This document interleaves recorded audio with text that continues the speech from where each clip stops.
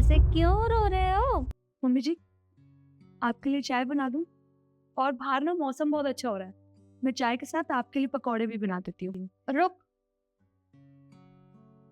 क्या लगा रखा है तूने? अरे मौसम इतना खराब है, ठंड इतनी हो रही है, अभी कह रही है कि चाय पकोड़े बना देती हूँ।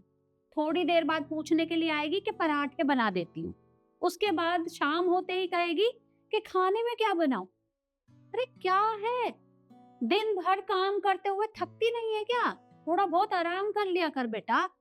सारा दिन लगी रहती है। अरे ऐसे नहीं चलेगा। देख, मेरी पूरी जिंदगी ना इस काम में ही निकल गई है, और तेरे बाबूजी ने आज तक मुझे कोई अवार्ड नहीं दिया, और ना ही तुझे कोई अवार्ड मिलने वाला है। तो कोई जरूरत नहीं है ये सब करने की और इतनी भाग दौड़ करने की। काम करके ना बस आराम कर लिया कर। मम्मी जी, आप खुद ही देखिए ना, पूरा दिन तो मैं फ्री रहती हूँ घर में, तो मेरे पास कुछ काम ही नहीं करने के लिए। और आप तो जानती है कि मुझे खाना बनाना कितना पसंद है, तो इसलिए मैं आपसे बार बार पूछती रहती हूँ। तो बस इसीलिए मैं आपसे बार बार पूछती रहती हूँ कि आप क्या खाएंगे। पर बेटा, तू भी इंसान है, कोई मशीन नहीं है कि सारा दिन लगी रहेगी। अरे हम भी थक जाते हैं, हम भी आराम करते हैं, तो तू भी आराम कर लिया कर। तो देख, मुझे तो अब लगता है कि घर गृहस्थी में फंसने के अब तेरे दिन नहीं है। अरे तेरी उम्र ही क्या है? मैं चाहती हूँ कि तू बाहर जाकर कोई काम करे। घर के काम का क्या है, वो तो मैं भी देख लूंगी। तू ना घर से बाहर निकल, बाहर घूमेगी फिरेगी, लोगों से मिलेगी, कुछ काम करेगी, तुझे बहुत अच्छा लगेगा। मम्मी जी, अगर मैं घर से बाहर जाके काम करूंगी तो इसको कौन संभालेगा? इसकी चिंता कर रही है? अरे दादी बनने की जिद मेरी थी, और तूने मेरी जिद को पूरा कर दिया। अब बस मुझे तुझसे और कुछ नहीं करवाना। तू बाहर जाकर कोई भी काम कर ले, मुझे अच्छा लगेगा। अच्छा, वैसे तुम मुझे ये बता कि तुझे क्या करना अच्छा लगता है? जहां तक का मुझे पता है, तू हर टाइम कुछ ना कुछ किचन में बनाती रहती है। खाना बनाने का बहुत शौक है तुझे। पर अगर उससे अलग कोई काम करना है तो बता मुझे। मम्मी जी, वैसे तो मुझे खाना बनाना ही पसंद है, और आप तो जानती हैं कि मैं खाना बहुत अच्छा बनाती हूँ। मुझे इंटरेस्ट भी इसी लाइन में ही है। आपको मैंने कभी बताया नहीं, पर मैंने ना इसका मास्टर शेफ से प्रोफेशनल कोर्स किया हुआ है। मेरे पास सर्टिफिकेट भी है। मम्मी जी, मैं हमेशा से चाहती थी कि मैं ना इन फ्यूचर अपना बहुत अच्छा कैफे खोलूंगी।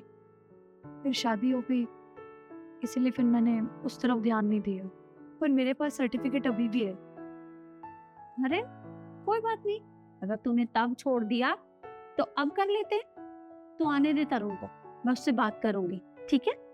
सच में मम्मी जी, आप बात करेगी? हाँ, क्यों नहीं? अरे घर के कामों से अवार्ड नहीं मिलता, लेकिन बाहर कुछ करेगी ना तो बहुत नाम होगा, और हमारे घर का नाम भी रोशन हो जाएगा। जी mummy ji, thank you so much. अब तू जा और आराम कर ले, ठंड बहुत हो रखी है। हाँ भाई, अब तो मम्मा भी काम करेगी, और हम घूमी घूमी करने जाएंगे।